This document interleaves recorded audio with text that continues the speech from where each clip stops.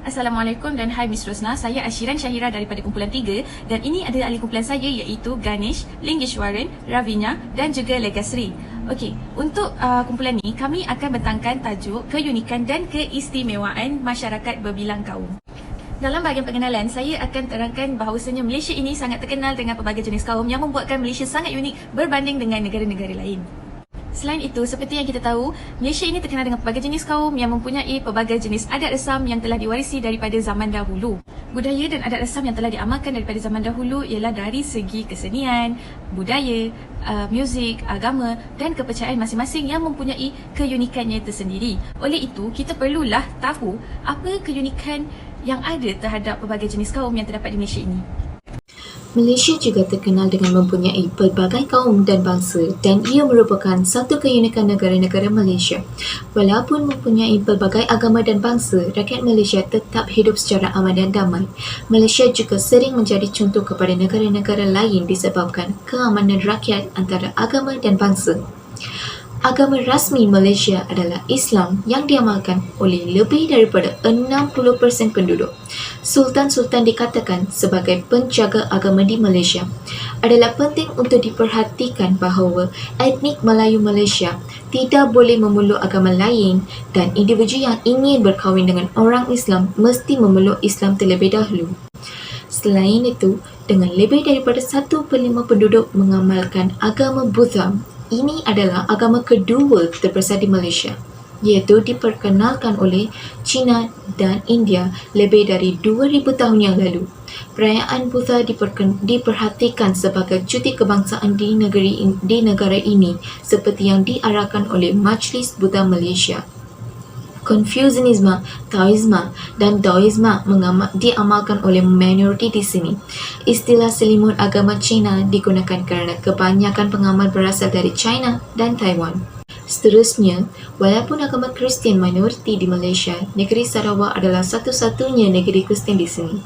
Kemunculan Belanda dan British Malaysia membawa contoh seni bina Eropah yang menakjubkan di sini dengan gaya Romanis, Barok dan Gothic.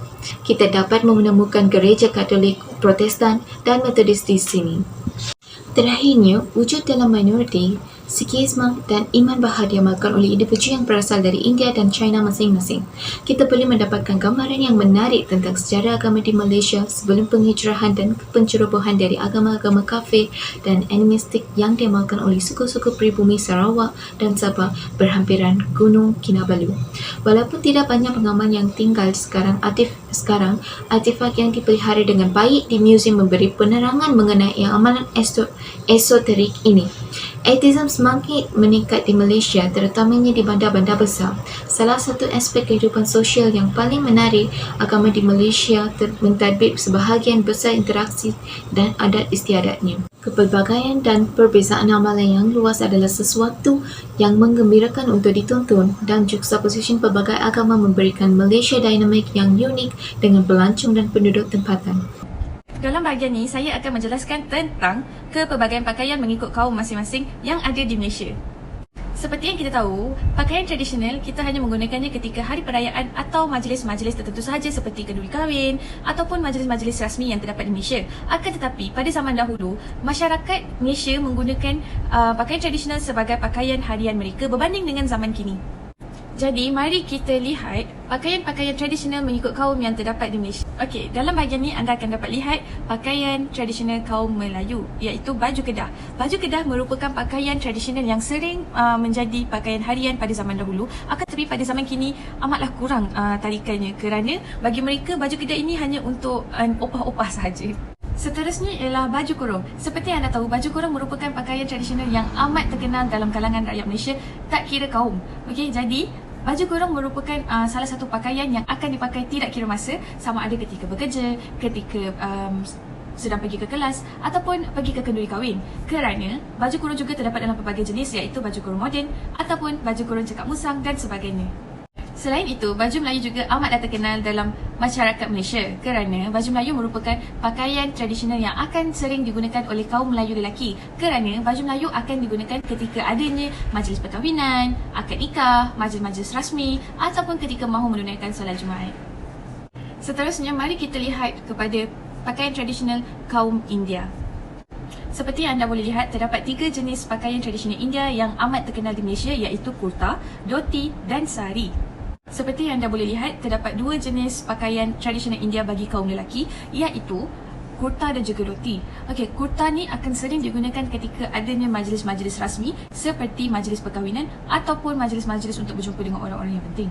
Okey, selain itu, bagi pakaian dhoti pula, dhoti ini lebih kepada pakaian casual di mana mereka akan menggunakannya ketika mahu pergi sembahyang ataupun ketika mahu pergi berjumpa dengan kawan, kerana ianya merupakan satu pakaian yang amat casual berbanding dengan kurta agak formal. Seterusnya ialah sari, di mana sari ini akan lebih digunakan kepada bahagian kaum wanita. Dan seperti yang kita tahu, sari juga adalah pakaian yang formal dan juga merupakan pakaian harian bagi kaum India, kerana sari ini melambangkan kenegaraan mereka dan kebudayaan yang telah mereka warisi daripada zaman dahulu. Sari juga akan dipakai ketika adanya majlis perkahwinan ataupun majlis pertunangan, di mana mereka akan menempah sari yang lebih eksklusif supaya mereka nampak lebih cantik, lebih menawan dan menaikkan. Dan yang seperti anda tahu, wanita Melayu juga amat menggemari pemakaian sari, di mana mereka akan memakainya ketika malam berinai, iaitu mereka membuat tema Hollywood dan memakai pakaian sari dan menunjukkan bahawa mereka amat tertarik dengan cara sari digayakan. Selain itu, kita akan lihat pakaian kaum Cina, di mana pakaian kaum Cina ini amatlah eksklusif dan kita akan jarang sekali melihat mereka mengenakan pakaian tradisional mereka, iaitu cheongsam, hanfu dan juga samfu. Bagi kaum Cina, mereka hanya mengenakan pakaian cheongsam, pakaian samfu dan juga hanfu hanya ketika ada majlis-majlis rasmi ataupun ketika hari perayaan mereka. Amatlah jarang sekali kita dapat melihat jika mereka mengenakan pemakaian tradisional mereka untuk pakaian harian berbanding dengan kaum Cina pula, berbanding dengan kaum Melayu dan juga kaum India. Dan pada bahagian akhir, saya akan tunjukkan pemakaian kaum Kadazan Dusun, iaitu daripada rakyat Sabah. Bagi kaum wanita Kadazan Dusun, mereka mempunyai 2 jenis pakaian tradisional, iaitu sinuangga dan juga tambunan. Seperti yang kita boleh lihat dalam gambar, sinuangga merupakan corak yang biasa saja, manakala tambunan mengenakan corak yang agak unik. Akan tetapi, pakaian mereka juga unik kerana hanya rakyat Sabah sahaja yang akan mengenakan pakaian tersebut.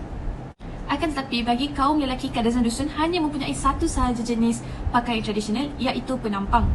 Okey, bagi lelaki yang mahu mengenakan pemakaian tradisional yang formal, mereka boleh pakai satu set baju dan seluar corak yang sama. Akan tetapi jika mereka mahu memakainya secara casual, mereka boleh memakai baju sahaja dan seluar boleh ditukar sama ada mereka mahu memakai seluar jeans ataupun seluar slack, bergantung kepada keselesaan mereka sendiri. Sekian, itu sahaja daripada saya, Ashiran Syahira, dan saya akan serahkan pembentangan seterusnya kepada Linggeshwaran untuk menjelaskan tentang makanan daripada pelbagai jenis kaum. Terima kasih. Dari segi makanan pula, Malaysia mempunyai pelbagai agama dan bangsa. Begitu juga setiap agama dan bangsa mempunyai makanan tradisional yang tersendiri. Makanan tradisional mereka menjadi satu keunikan dan keistimewaan negara ini. Makanan berbangsa Melayu adalah nasi lemak. Nasi lemak merupakan sarapan pagi yang sangat popular di kalangan rakyat Malaysia. Selain itu, ketupat pula akan dihidangkan pada hari raya dengan kuah rendang. Selain itu, sate juga merupakan makanan kegemaran berbangsa Melayu dan rakyat juga sangat suka dengan makanan orang berbangsa Melayu. Selain itu, makanan tradisional kaum India pula adalah dosai. Dosai merupakan sarapan pagi, dihidangkan dengan kuah dal dan chutney. Selain itu, makanan tradisional yang sangat popular adalah muruku dan ladu.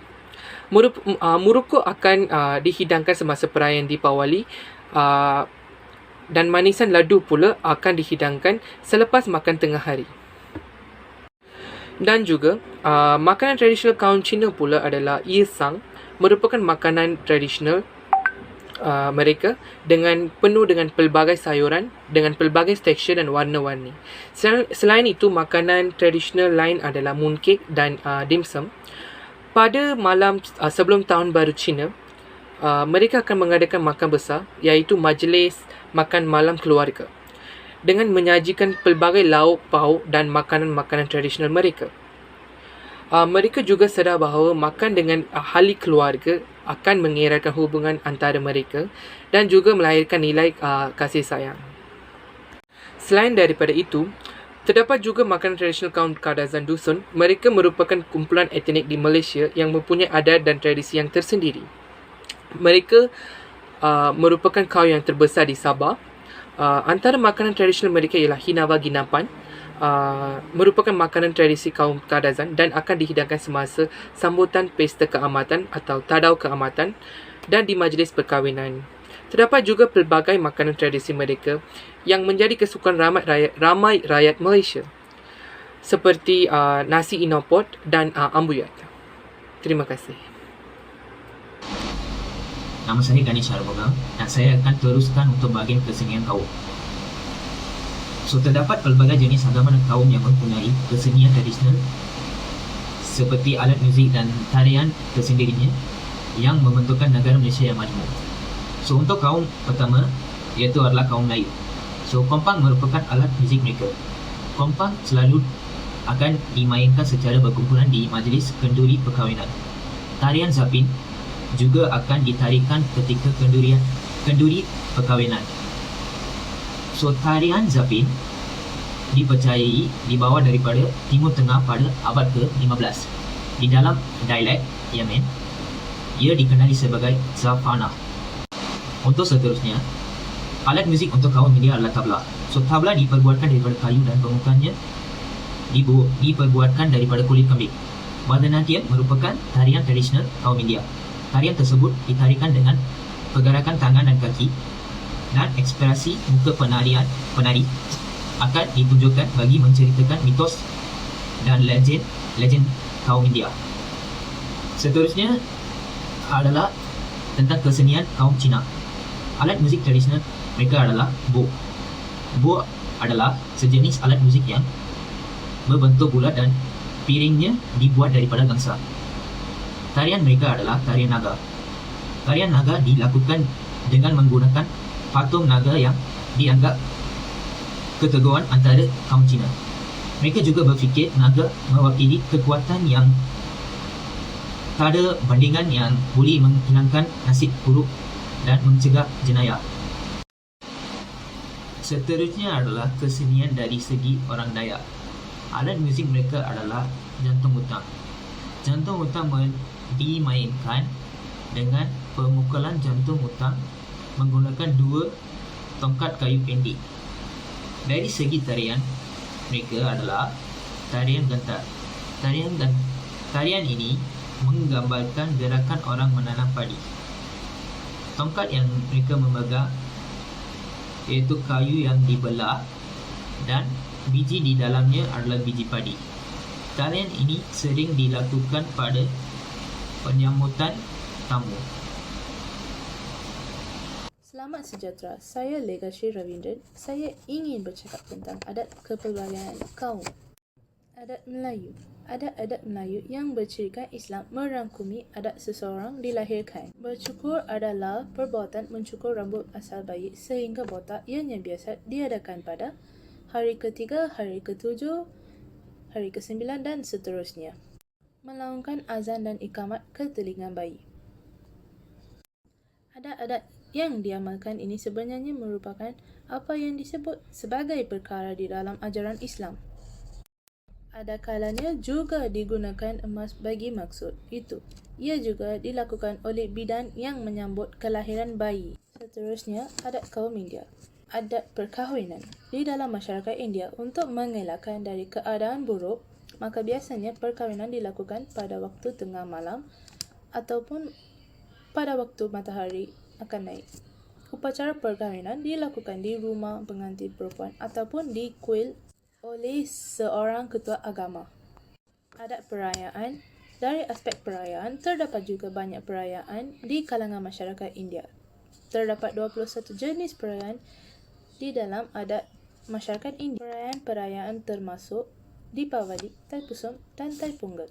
Seperti juga adat kaum lain-lain, kelahiran seorang bayi dalam aspek pemberian nama anak, nama diperolehi dari almanak Hindu mengikuti bintang dan hari kelahirannya yang ketua agama dirujuki.